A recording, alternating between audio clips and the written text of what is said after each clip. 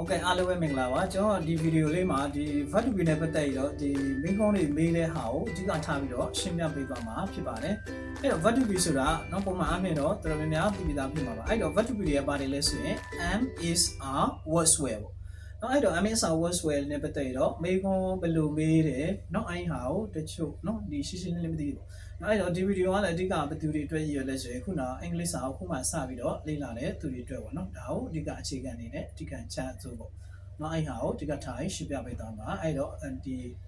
ဟောပေါ့အလွယ်ဆုံးနီးလန်းနဲ့လည်းဖြစ်အောင်ခုနရေရှင်းရှင်းနဲ့လည်းခုနနားလဲလွယ်အောင်တစ်ခါနဲ့မှတ်မိအောင်ဒီကထားပြီးတော့နော်ဒီကနော် sharing လုပ်ပြီးမှဖြစ်ပါတယ်အဲ့တော့နော်ပြန်စားလိုက်အောင်အဲ့တော့ verb to be ဆိုတာဘာတွေလဲဆိုရင်ခုန am is are နော်ဒါဒီပြတာဖြစ်သွားပြီနော်ပြီးတော့သူရဲ့အတိတ်ကာလအတွက်ပြောမယ်ဆိုရင်ပြီးခဲ့တဲ့ဒီဖြစ်တစ်ခုခုပြောမယ်ဆိုရင်တော့ဒီ was were နဲ့ပြောတော့အဲ့တော့ဘာတွေရှိလဲဆိုရင် am ရဲ့am is are was were เนาะဒီငါလို့ရှိမယ် am is are was were အဲ့တော့ am ဆိုတာကြတော့ I အတွက်တိုးတာပေါ့เนาะ is ကတော့အနေเนาะခုန subject အနေပေါ့နဲဆိုတော့ဘာလဲလဲဆိုရင်he is she is it is เนาะဒါမျိုးလေးမှာတွဲတော့ပြီးလို့ရှိရင်ဘာလဲဆိုရင် are เนาะ are ကြတော့အများကြီးမှာတိုးတယ် subject အများ are ဆိုတာ we are you are they are เนาะအဲ့ဒါကြောင့်မိကုန်းတွေမေးတယ်မဟုတ်လားပုံမှန်အပြင်မေးလို့ရှိရင် are you เนาะ are we เนาะ are they เนาะဒါမျိုးတွေမေးတာပေါ့နော်နောက်တစ်ခုကနော်အဲ့တော့မေးခွန်းမေးမယ်ဆိုရင်ဘယ်လိုသွားလဲဆိုရင်ပုံမှန်အဖြစ်မေးနေကြဘယ်လိုမေးတာလဲ are you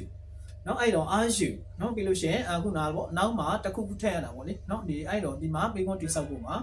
are ရဲ့ you ရဲ့ပြီးလို့ရှိရင်မရှိမှလဲနောက်မှာတစ်ခုထပ်ထည့်ပေးရဒီဒါမှဒီမေးခွန်းကလိုရင်းရောက်မှာအဲ့တော့အဲ့ဟာတွေဘာတွေထည့်မလဲဆိုရင်ခုန noun ထည့်ရတယ်ပြီးလို့ရှိရင် noun မဟုတ်ရင်ဒီ noun နေရာမှာတခြား adjective ထည့်လို့ရတယ်နော်ပြီးလို့ရှိရင်နေရပေါ့နော်နေရကြတော့ alpha လို့ပြောလို့ရတယ်နော်အဲ့တော့ adjective ရဲ့နော် noun ရဲ့ alpha ရဲ့ဒီသုံးမျိုးနောက်ဆုံးတစ်ခုရှိတယ်နံပါတ်4တစ်ခုမြောက်ကဘာလဲဆိုရင်ခုန verb ing ပေါ့နော်နေတယ်ဆိုတဲ့သဘောပေါ့နော်ဒါကိုဒီကထားပြီးတော့ပြောလို့ရတယ်နော်အဲ့တော့ဒီ၄ခုကိုပဲမေးလို့ရတယ်အဲ့တော့ပထမဆုံးတစ်ခုဖြစ်တဲ့ဒီ noun ကိုပဲအရင်ဆုံးသွားကြည့်နော်ခုနဝချတိဆောက်ပေါ်ပါလဲ verb to be နော်ပြီးလို့ရှိရင် subject လာပေါ့နော်ပြီးလို့ရှိရင်ပါမလဲခုနဒီ noun တစ်ခုခုထည့်လိုက်ပေါ့နော်အဲ့တော့ခုနဒီ subject ရဲ့နော် verb to be နဲ့နော်ဒီဟာမှာလဲ noun နဲ့တွဲပြီးတော့ဒါကိုမေခွန်းဝချဒီမေခွန်းလုပ်လိုက်မှာနော်ဒီ interrogative လို့ခေါ်တော့နော်ဒါလုပ်လိုက်မယ်ဆိုနော်အဲ့တော့ဒီမှာမေခွန်းတစ်ခုရပါအဲ့တော့အဲ့ပုံစံတွေတုံးပြီးတော့မေခွန်းတွေအများကြီးမေးလို့ရတယ်ဒီမှာ noun တွေမှာနော်အဲ့တော့မေးမယ်ထားလိုက်နော် are you နဲ့မေးကြည့်မယ်အခုလွယ်တဲ့ဟာနော် you နဲ့ပြောမယ် are you are they are we နော်ဒီများတဲ့ဟာလေးကိုလို့နော်နော်အဲ့တော့မင်းလို့ပြောမှဆိုရင်တော့အနေဖြစ်တဲ့အတွက် are you ပေါ့နော်ဒီမှာ are you နော် you ပေါ့နော် you ဆိုရင် are နဲ့မေးရတာပေါ့နော်ပုံမှန်အပြင် are you နောက်ပြီးမှ noun တစ်ခုခုထည့်လိုက်နော် a နော်အဲ့ဒီတော့ခုနဒီမှာဆိုရင်ခုနဒီအခြေခံလေးလာတဲ့သူတွေခုနအကြောင်းသားတွေပဲထားနော်အဲ့တော့မင်းအကြောင်းသားလားလို့ပြောမှဆိုရင်ဘယ်လိုပြောလဲ are you a student နော်ဟုတ်တယ်မလားအော်နော်အဲ့ဒီမှာမင်းကဆရာတယောက်လား are you a teacher နော်အဲ့တော့ are you a student a teacher နော်တခြားနောင်းလည်းထည့်လို့ရ are you a ခုနစက်ရုံမှာလုပ်တဲ့သူပဲထားနော် are you a factory worker နော်အဲ့တော့စက်ရုံရဲ့ဝန်ထမ်းလား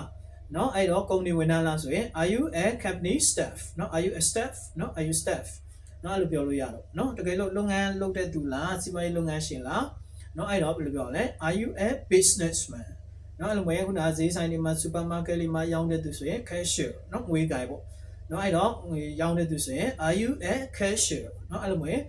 အယောင်းဝန်ထမ်းလားဆိုရင်ဘယ်လိုပြောလဲ are you a sales staff အဲ့လိုမျိုး are you a sales person အဲ့လိုမလားနော်အဲ့တော့ promotion လုပ်တဲ့ sales promotion လုပ်တဲ့သူဆိုရင်ဘယ်လိုပြောလဲ are you a sales promoter နော်ဒါမျိုးပြောလို့ရအဲ့နော်အဲ့တော့ are you are we are they နော်ဒါမျိုးပဲနော်ကိုလို့စားထုတ်လိုက်အဲ့ you နေဒါပေမဲ့အများကြီးဖြစ်တယ်နော် we တို့ they တို့ဆိုရင်အများအောင်မှတ်တယ်ဆိုရင်ခုန now မှာ step ပြ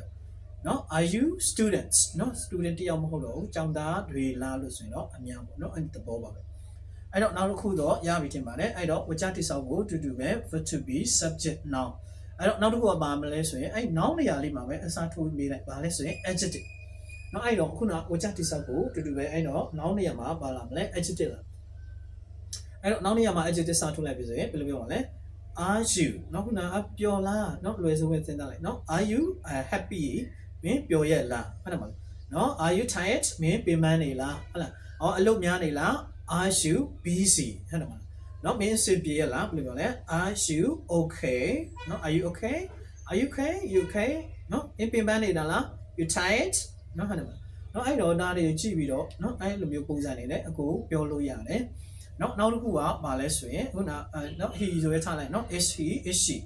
နော် is she busy နော်သူအလုပ်များနေလားနော် is she okay သူအဆင်ပြေရလားဟုတ်မလားနော်အဲ့မှာနောက်မှထပ်တိုးခြင်းရတယ်လေခုနလို့ are you okay မင်းအဆင်ပြေရလားနော်ဒီမှာအဆင်ပြေရလား are you okay here နေရာထည့်လို့ရတယ်ဟောမင်းရန်ကုန်မှာအဆင်ပြေရလား are you okay in ရန်ကုန်မင်းစင်ကာပူရောက်နေအခုတငယ်ချင်းတယောက်စင်ကာပူရောက်နေ are you okay in Singapore ဟုတ်မလားမရဘူးအားလုံးဒူဘိုင်ရောက်နေတယ် are you okay in Dubai နော် are you okay in Thailand နော်ထိုင်းနိုင်ငံမှာဆိုလဲ Thailand နော်အဲ့လိုမျိုးဟာလေသုံးလို့ရတယ်နော်အဲ့လိုဆိုရင်တော့ရမယ်ထင်ပါတယ်အဲ့တော့နောက်တစ်ခုတွားကြည့်အောင်နောက်တစ်ခုကဘာလဲဆိုရင်နေရနော်အဲ့တော့နေရဆိုတော့နော်ဒီမှာ adverb ပဲနေရဆိုတော့နော် adverb ထဲမှာပါတော့နော်အဲ့တော့ adverb ပေါ့နော်တစ်ခုနော် are you ပဲထားလိုက်နော် you မင်းမြန်မာနိုင်ငံကလား are you from Myanmar ဟုတ်လားလွယ်လွယ်လေးနေရာလေးထည့်လိုက်ရအောင်နောက်တစ်ခု Korea လား are you from Korea နော် are you from Korea နော် Japan လား are you from Japan မြန်မာပြည်လား are you from Myanmar ဟုတ်လားနော်ဒီလောက်ပါပဲနော်အဲ့တော့ he တို့ she တို့ဆိုလဲအဲ့လိုပြောလိုက် is she from နော် is she from Korea is she from Japan is she from the US is she from England နော်ဒါမျိုးတွေကိုလို့ပြောလို့ရနော်အဲ့ဆိုရင်မေးလို့ရမယ်လို့ထင်ပါတယ်အဲ့တော့ကိုက noun တွေသိပြီဆိုရင်အဲ့ဒီမှာ noun တွေ10လုံးလောက်အစားထိုးပြောကြည့်ကိုကကိုနော်ပြီးလို့ရှိရင် adjective နော် noun တွေမှာစားထုတ်နော် adjective မှာဆိုရင်လည်းခုနဒီနော်ဒီ adjective are you tired happy okay hungry နော်အလွယ်ဆုံးဟာလေးတွေပေါ့နော် busy နော်ပြီးလို့ရှိရင် sad 1နေတာလားနော် are you နော်ပြီးလို့ရှိရင်are you alright နော်နာမျိုးလေးပေါ့နော်စိုက်တဲ့ဟာကိုပြောလို့ရတယ်နော်ပြီးရင်အမှရှိမလဲ are you from is it from နော်နိုင်ငံတစ်ခုခုထည့်လိုက်ပါနော်အဲ့လိုဆိုရင်ရပြီနောက်ဆိုတစ်ခုနော်လွယ်စိုးပဲအားလဲဆိုရင်နေတာလားဟုတ်တယ်မလားနော်ဒါတိပိတာပုံမှန်အဖြစ် verb ကို ing ပေါင်းတာလား verb ing ကိုနော် are you နော်အဲ့တော့အလုပ်နေတာလား are you working ဟုတ်တယ်မလားနော်အဲ့တော့ဘယ်လိုပြောမလဲ are you working မင်းဘာလုပ်နေတာလဲအလုပ်နေတာလားဟုတ်လားနော်အဲ့တော့ဘာလုပ်မလဲနောက်ဟုတ်လားနော် are you နော်ဗာလဲတချင်းနားထောင်နေတာလားဆိုရင်ဘယ်လိုပြောရမလဲ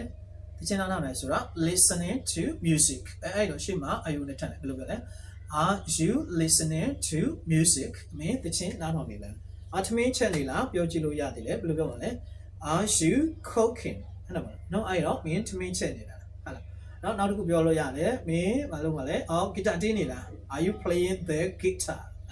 နော်ဒါမျိုးတွေအဲ့တော့ဝန်ကြတွေကိုတီးတဲ့လောက်ပေါ့နော်ကိုလို့ပြောလို့ရတယ်ဘောလုံးကန်နေလားရောက်ကြလိုက်တော့ are you playing football အဲ့တော့ဒီဟာနဲ့ပတ်သက်ပြီးတော့ဒီဗီဒီယိုမှာတော့ဒီ video တွေနဲ့ပတ်သက်ပြီးတော့နော်ရမယ်လို့ထင်ပါတယ်ဒီမိကုန်းတွေမေးတဲ့ဟာတကယ်လို့ machine ကရှိတယ်ခုနဒီမှာ comment မှာလာပြီးတော့မေးလို့ရပါတယ်နော်တကယ်လို့နော်ကြိုင်မြင်တဲ့ဆိုရင်လည်း like ပေးပါ like ပေးပါနော်ပြီးလို့ရှိရင်လည်း subscribe လည်း like ပေးပါဦးနော်နောက်ဗီဒီယိုလည်းအများကြီးတော့ထပ်တင်ပေးပါပါမယ်နော်အဲ့တော့ကြည့်ရှုတဲ့အတွက်ကျေးဇူးများတင်ပါတယ်နောက်ဗီဒီယိုမှာဆက်ပြီးတော့တွေ့ကြပါမယ်